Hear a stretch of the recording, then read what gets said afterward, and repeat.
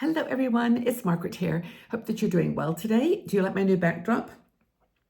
Well, as you know, I'm living in my flexible living arrangement right now, and I have been sitting in my room looking at sort of cupboards and wood, and I decided I had some pretty material, and I thought I'll just pin it up and have a sort of floral background, not very seasonal, I'm afraid, but I just wanted to try something different. So do you like it? Give me some feedback. But anyway, the reason I'm chatting today is about retirement because I'm not retired and I don't actually ever plan to retire, but a lot of you are. I think about 70% of our community, especially the people that started with us 13 years ago, are now retired. And there's a little bit of I think, some kind of a jolt that happens when you make that step to retire. We talked about it before, things to do and things to keep you busy and how to use retirement as an opportunity to to grow and to try new things and have fun with your hobbies and your friends and your family. But I think there's actually and I'm just basing this on lots of comments that I've read from women in the community, is that there's kind of a shift in this juxtaposition or a contradiction, that's the word I'm looking for, contradiction in the reality and the perception, like what you think it's going to be like when you retire and then what it is when you actually make the step and retire. We see these pictures, smiling couples on sailboats and, people going off on cruises for 2 months and, golf clubs, tennis rackets, perfect gardens, all the things that we say that are going to happen to us when we retire.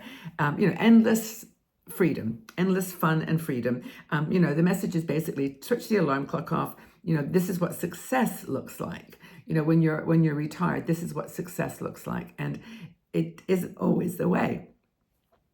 For example, you often need to take a drink of tea in the middle of your video. Just a sec.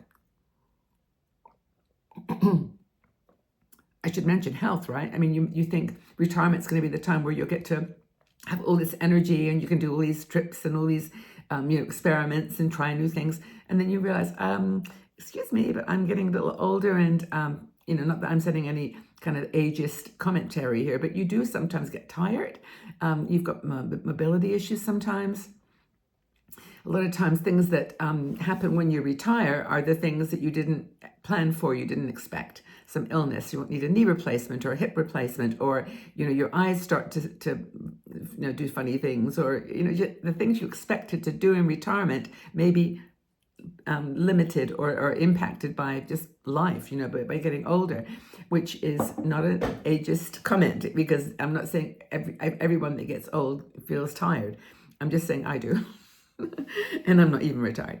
So once your assumption is that once you retire, everything's going to fall into place, like it's going to be perfect, right? And unfortunately or fortunately, it's not. It's not a one size fits all. The brochure version of retirement isn't the one that you're often going to live through. You may have all these dreams, but not the money. It doesn't sometimes match real life, and you have to You have to adapt to the reality of retirement. So not everyone has a partner when you retire. Not everyone has a lot of friends. I've actually been thinking a lot about this lately because I'm very, very, convinced, or positive, that friendship is really, really important as you get older. And a lot of times retirement takes away the two things that you needed. People that you worked with, that sat across the table or down the hall or whatever, that you talked to every single day. And why is this piece of hair doing that? It's like, I just washed my hair this morning and it's like this one little piece of hair is determined to come and sit in my eye, which is not very comfortable. Anywho, I'm digressing. But, the point is you miss those people. If you were raising children, you don't have those friends anymore. So I'm really more, sure than ever that not everyone has that perfect situation that makes retirement what you hoped it would be or what you thought it would be. So, liberating truth is we need to make retirement work for us. We need to make a retirement version that is ours. And some people start new businesses. Some people start new careers. Others, start doing craft or something, either seriously for to sell it and to make a living from it, or to just give back, teach language, volunteer. A lot of times that's what you were looking forward to doing in retirement. So that's a perfect, evolution from the world of work to the world of giving, and a lot of people look forward to that. I certainly do. I mean, when I think about 60 and Me, I mean, this is my retirement. If there was one, I'm not working in corporate world anymore, but I'm certainly giving a lot of my time to this work, to 60 and Me. And we're not a big corporate business, trust me. I mean, it's not like that at all. We don't charge anything for our content. And, most people I've discovered through, testing aren't prepared to pay anything for content online anymore. So we even have an ad-free experience now that you can enjoy on our website. And I'd be very, very honest with you. Very few people have taken us up on it after literally years of complaining and yelling at us for too many ads. It's the only way we make money. So that's kind of, I don't know, I'm rambling a little bit, but I'm just saying that, sometimes the things that you think are going to happen when you retire aren't easy. They actually involve work, either work like I'm working or work that is, something more aligned to what you love. So I think the advice is, in my opinion, is just to give yourself a moment to just mourn the loss of what was, and then be curious and be interested in building something that's going to be really interesting and exciting for the future. Slow down a bit. Find your rhythm. Find out what really works for you. You've been working, to the sound of an alarm clock, for the last 40 years. So now, stay curious and engaged, but without the structure. You don't have to worry about it so much anymore. I just realized that I'm sitting here in kind of the dark, and I'm going to try. I'm in a funny room here. It's actually a room that is, it's a room with lots of windows on the front of my room. I'm looking at the windows, but if it's not sunny out there, it's kind of an enclosed room here. And I've got another little light I might try to pop on here just to see whether it actually works. I don't know whether it will or not. That one went off there. I don't know whether this is helping or not. Anyway, I'll just keep going because you can see me. I'm in the dark, but it doesn't matter, right?